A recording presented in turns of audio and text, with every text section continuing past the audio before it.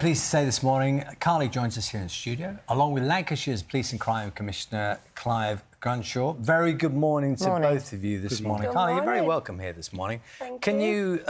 People will be curious straight away. Can you introduce us? So this is Jacob's Journey Bear. So Jacob's dream was always to travel the world. So his ashes are inside the bear and he's now travelling with us. OK, I mean, that's a very big deal for a mother to be carrying around that memory. Does it sustain you? Does it help you? Yeah, it's comfort. It's comfort knowing that he's by my side and I'm by his side and we're doing this journey together. Tell us a bit about the campaign you're involved in. This week's a very important week for you, isn't it? It is. So the campaign we released is to basically get mandatory helmets put in place, get some better legislation around what these e-scooters are, because not many people know that they're illegal, they are illegal, they're legal, like, they don't understand it. So I'm pushing for the government to listen and try and make them legal and safe. Clive Grunshaw, what do parents know, in your experience, when it comes to e-scooters and, you know, the legality, when they can use them? Because there are kids clamouring for these. As, you know, you know, kids clamour for these because they look like fun. The answer's not enough. It's probably been the issue that has been brought to me more than any other, illegal use of e-bikes and e-scooters, the dangers that they pose to people, the accidents that have happened. Sadly, this is, you know, an extreme example of that. So it's so sad. But in terms of the information, I think the legislation is a mess, because you can go to some local authorities and you can rent bikes, so the scooters from the local authority.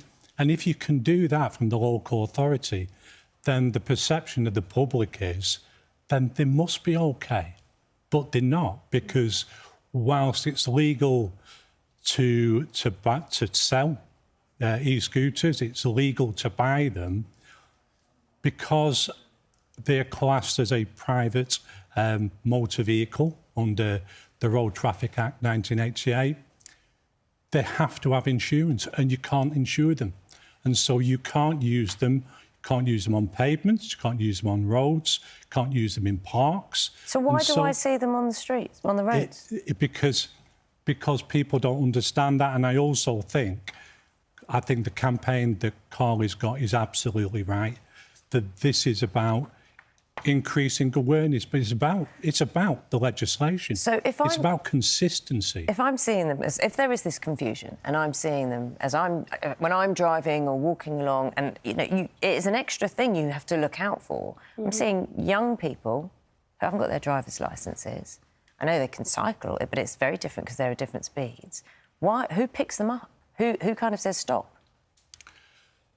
Well, more and more now, because we've been looking at trying to strengthen the police powers. Also, in Lancashire, we have brought in teams with police officers with scrambler bikes that can actually go out and get to places where before they was unable to go. Over the last 12 months, in terms of both e-bikes and e-scooters, in Lancashire we've seized over 1,000, and they get scrapped. So they get taken away, they don't get given back. And there's also the riders of those bikes can also be charged as well for lack of insurance, lack of a licence, and if they cause an injury, can be pursued for that as well. So there is legislation there to tackle them. However, there's got to be awareness with the public, and there's got to be consistency with the legislation. It can't be OK to hire them from a local authority and use them, but you can't use them yourself. It confuses the public, and clearly in the run-up to Christmas, you know, it's raising awareness for parents that actually if you're spending £300, £400, £500 on an e-scooter and your child goes out on the street afterwards, that could be seized and scrapped.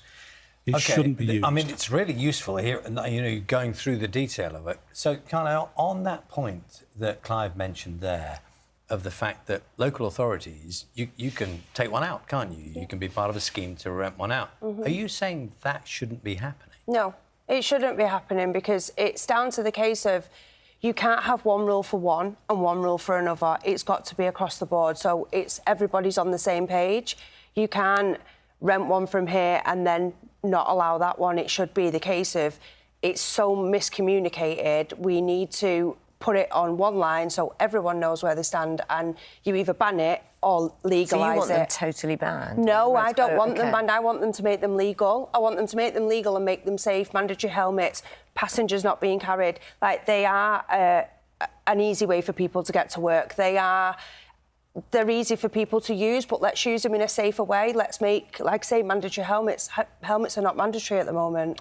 I'm not sure so far what direct contact you've had with Transport Department or anyone in government. I mean, you're clearly a very passionate communicator in terms of what's going on. You have got a meeting this week. Yes, so I have spoken to Margaret Winchcombe, I think she's called, from PAX. I was the first bereaved parent to actually talk to her, which was quite powerful.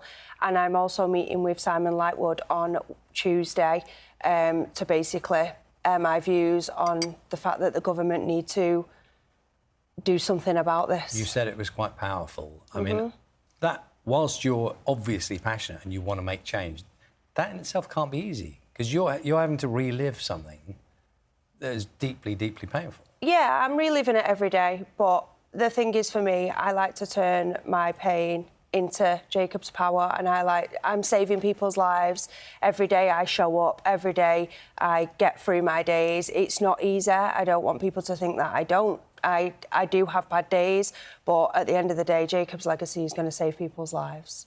You're entitled to as many bad days as you like, may I say. Thank you.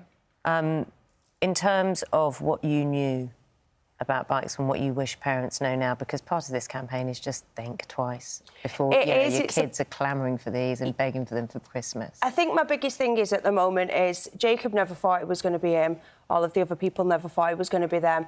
And I just don't want a parent to go out and buy their child an e-scooter for Christmas and then go out on Christmas Day and they have a serious accident. Like, I didn't buy Jacob his e-scooter, and the guilt I feel every day and the pain I'm going through, I couldn't imagine it being on the other foot that I bought that scooter and he went out on Christmas Day and had that accident. It's not worth it. They're not toys. They're a motorised vehicle. They're illegal and they shouldn't be used. I think, Clive, we'll let Carly have the last word on that one. I think it's the only right thing to do, isn't it? Thank you very much. Thank you. Thank you. Clive, thank you for your time this morning. No problem. Thank you.